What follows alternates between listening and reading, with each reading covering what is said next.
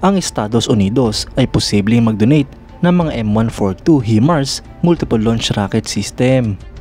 Ito nga po mga idol ang isa sa pinaka-advance at pinakamalakas na artillery rocket system sa buong mundo. Yan ang pag-uusapan natin, pero bago yan, kung bago ka lang sa aking channel, huwag mong kalimutang mag-like, subscribe at i-hit mo na rin ang notification bell button para lagi kang updated sa mga bagong videos natin.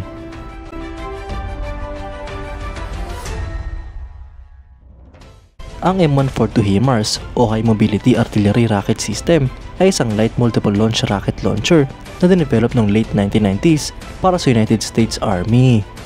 Ito nga po ay mounted ng standard na US Army family of medium tactical vehicles M1140 track frame. Ang HIMARS mga idol ay nagdadala ng isang pad ng either na 6 na guided missile launch rocket system rockets o isang Army Tactical Missile System missile.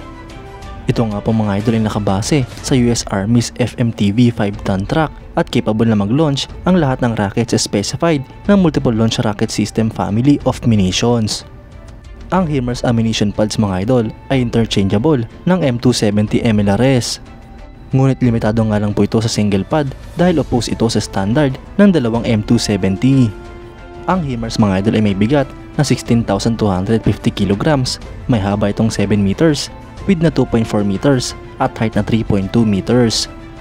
Ang main armament nga po nito ay 6 na MLRS o isang MGM-140 AT ACMS. Ang makina naman ito ay Caterpillar 3116 AT AAC 6.6 liter diesel engine na nagpo-produce ng 290 horsepower. Ito nga po ay merong operational range na umabot hanggang sa 480 km at maximum speed na 85 km per hour. Ang ilan nga po sa military operators nito ay ang United States, Romania, Singapore, Ukraine, United Arab Emirates, Jordan at Poland. Habang future operators naman ang Australia, Estonia, Latvia, Lithuania, Morocco at Taiwan. Failed bids naman nga po ang nangyari sa bansang Hungary at Netherlands. Mga idol, marami nga po ang kumakalat na balita na pinaplano ng Estados Unidos na mag-donate ng mga HIMARS multiple launch rocket system sa Pilipinas.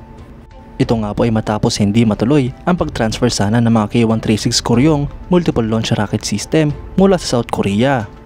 Marami nga po ang mga kababayan nating Pilipino ang umasa na matutuloy sana ang paglipat ng mga K136 Koryong para sa Philippine Army at Philippine Marines. Ito nga po sana mga idol ang magbuboost sa capabilities ng ating bansa dahil magkakaroon na tayo ng mga multiple launch rocket system. Bagamat hindi nga po ito ang kauna-unahang pagkakataon na magkakaroon tayo ng ganitong klaseng system, ay matagal na panahon na nga po nung huling nag-operate ang ating bansa ng ganito. Kaya't malaki nga po ang panghinayang mga idol sa hindi natuloy na proyekto ng South Korea at Pilipinas. Dito na nga po pumasok sa eksena ang Estados Unidos mga idol dahil pinaplano ng Estados Unidos base sa mga impormasyon na magdodonate sila ng mga HIMARS multiple launch rocket system para sa Pilipinas. Ang Pilipinas at ang Estados Unidos mga idol ay matagal nang magkaalyadong bansa simula pa ng unang panahon. Malalim na nga po ang pinagsamahan ng dalawang bansang ito kaya't hindi na rin iba kung magdodonate ang Estados Unidos ng mga kagamitan sa Pilipinas.